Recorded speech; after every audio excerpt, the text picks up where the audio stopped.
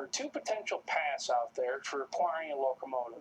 The first one we're going to talk about is building an engine at home. One of the first things you have to think about is what size engine do you want to build. It's important to choose an engine that you're interested in, but also fits inside your capabilities. You don't want to go with a large, crazy custom project if it's not something you can actually complete. Another important factor to think about when you go to build your locomotive is the level of detail you want to. You don't want to go and take the route of a highly detailed scale model. All those scale parts take a long time to produce and can be quite tedious. It's our recommendation to take a little. That's right. That's right. You're a noisy hamster. You're keeping my wife awake. Noisy hamster, keeping my wife awake. Don't repeat what I say. Don't repeat what I say. Oh,